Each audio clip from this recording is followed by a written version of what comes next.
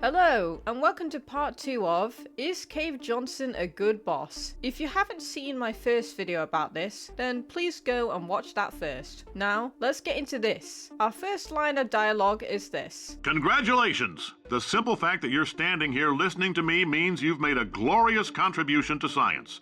He's back to being nice again. Man, this guy loves to change his tune a lot. Let's see what he has to say next. As founder and CEO of Aperture Science, I thank you for your participation and hope we can count on you for another round of tests. Again, he's being very nice here, but we can't let that distract us from what he said before, and how he behaved. So keep that in mind as we go through these. Here's the next line. We're not going to release this stuff into the wild until it's good and damn ready, so as long as you keep yourself in top physical form, there will always be a limo waiting for you. Why on earth is he being so nice now? Or is he just being sarcastic? Honestly, at this point, I can't tell what he's doing, but it's tempting me to push him back into the good boss territory. Next line. Say goodbye, Carolyn. A nice and simple one. Nothing to say here, on to our next line. She is a gem. Another compliment from your boss. He must really like her. I'm not sure in a romantic way or just a professional one. Anyway, moving on. Here are the next lines that he says from the 70s. Greetings, friend.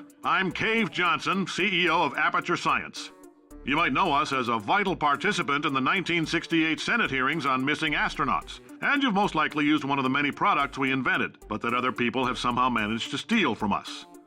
Black Mesa can eat my bankrupt... And there we go. When you first play this game, this will come as a big shock to you. That Portal is set in the same universe as Half-Life. It definitely shocked me when I first heard it. Anyway, as for what he says here, I'm not too sure how to judge him for it. I will say this though, the fact that he has gone bankrupt should tell you a lot about his spending habits. On to our next line. Right. Now you might be asking yourself, Cave, just how difficult are these tests? What was in that phone book of a contract I signed? Am I in danger? Let me answer those questions with a question. Who wants to make $60? Cash.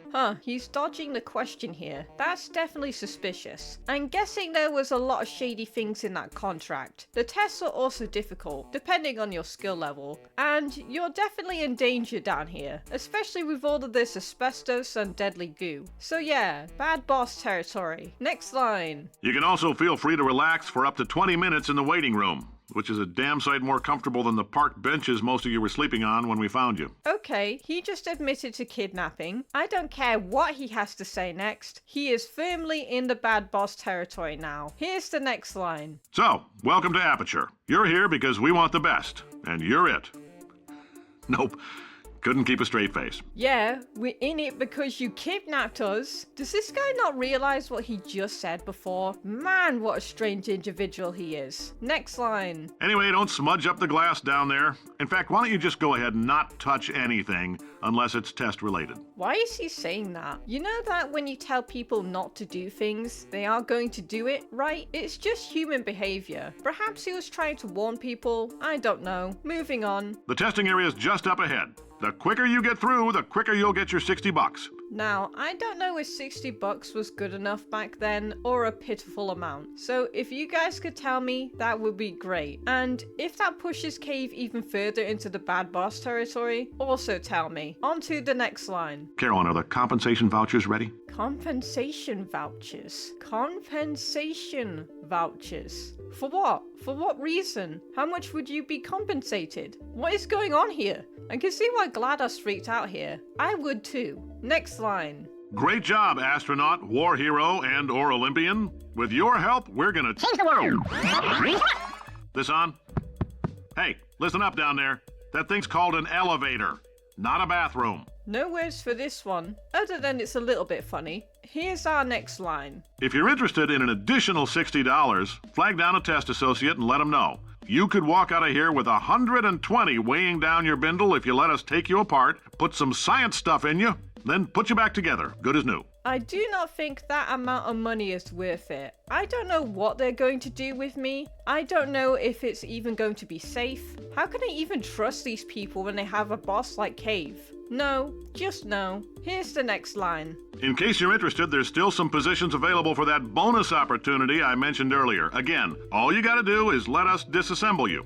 We're not banging rocks together here. We know how to put a man back together. Yeah, sure you do. I'm gonna need proof before I let you guys do anything. And you're gonna have to pay me more. Next line. So, that's a complete reassembly. New vitals, spit shine on the old ones, plus we're scooping out tumors. Frankly, you ought to be paying us. While that does sound nice, I'm still not sure if I would want to undergo that operation. Like, what if you kill me? Again, keep your guard up, folks. On to our next line. Thank you. I can't believe I'm thanking these people.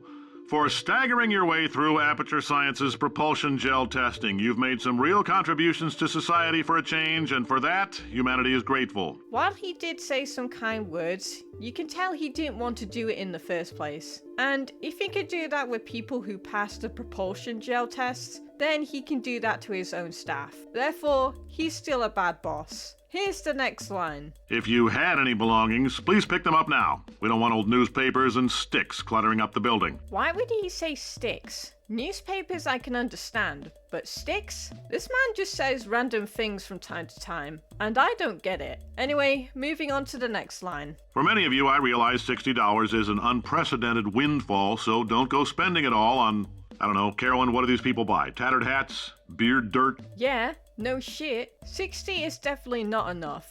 At least, in my opinion. Also, he just insulted you as well. So yeah, not a nice person. He's got that rich attitude on him, even though that he said he was bankrupt only a few lines ago. Crazy, huh? Next line from the 80s. Welcome to the Enrichment Center. Since making test participation mandatory for all employees, the quality of our test subjects has risen dramatically. Employee retention, however, has not. I mean, yeah, that's what happens when you treat your employees like lab rats. You kind of brought this onto yourself, Cave. Next line. As a result, you may have heard we're going to phase out human testing. There's still a few things left to wrap up, though. Oh, good. They are removing humans. That should solve a whole bunch of issues for them. To be honest, I'm a little bit surprised that they didn't do this earlier. Oh well, what does concern me is that he said that they still have a few tests to wrap up. Let's see what he means by that. First up, conversion gel. The bean counters told me we literally could not afford to buy $7 worth of moon rocks, much less 70 million. Bought them anyway, ground them up, mixed them into a gel. And guess what? Ground up moon rocks are pure poison. I am deathly ill. Yep, it's official. This man is crazy. I didn't really notice it before in all of my playthroughs of this game, mostly because I was too busy solving the puzzle before me. But now that I'm hearing this without that distraction, yeah, Cave is a madman. Next line. Still, it turns out they're a great portal conductor. So now, we're going to see if jumping in and out of these new portals can somehow leach the lunar poison out of a man's bloodstream. When life gives you lemons, make lemonade. Let's all stay positive and do some science. It makes sense. You need white surfaces in order to fire your portals. So having a gel that can paint any surface in white is pretty cool. I just have one question. Why didn't they just fill those pumps with white paint? Or some other liquid that leaves a white substance? Just saying. On to the next line. That said, I would really appreciate it if you could test as fast as possible. Carolyn, please bring me more pain pills. I don't think going faster through the test would ease the pain, Cave. Anyway, I don't have anything to say. Moving on. Next line. All right, I've been thinking. When life gives you lemons, don't make lemonade. Make life take the lemons back. Get mad! I don't want your damn lemons! What am I supposed to do with these? Demand to see life's manager. Make life rue the day it thought it could give Cave Johnson lemons. Do you know who I am? I'm the man who's gonna burn your house down with the lemons. I'm gonna get my engineers to invent a combustible lemon that burns your house down. I don't have any words here other than absolute cinema, the most iconic and recognizable thing that Cave has ever said. No clue on how this makes him a good or a bad boss, though. Here's the next line. The point is, if we can store music on a compact disc, why can't we store a man's intelligence and personality on one? So I have the engineers figuring that out now. Oh no, I don't like where this is going. Next line. Brain mapping. Artificial intelligence. We should have been working on it 30 years ago. I will say this. And I'm gonna say it on tape so everybody hears it 100 times a day. If I die before you people can pour me into a computer, I want Carolyn to run this place. I mean, that is a bit nice, but I bet he's gonna say something bad. Get ready. Now she'll argue. She'll say she can't. She's modest like that, but you make her. Cave? No. I'm pretty sure they can get someone else to do it. Oh, he ain't done though. Here's the next line. Hell, put her in my computer. I don't care. And there we go. This is where the idea of GLaDOS originated from. Good job, Cave. You are responsible for the deaths that will happen in the future. The only thing that I have to ask is, why did his engineers go through with it? Like, Cave is gone, so they don't have to listen to him anymore. But they did it anyway? What's wrong with these people? One last line from Cave to end things off with. All right, test's over. You can head on back to your desk.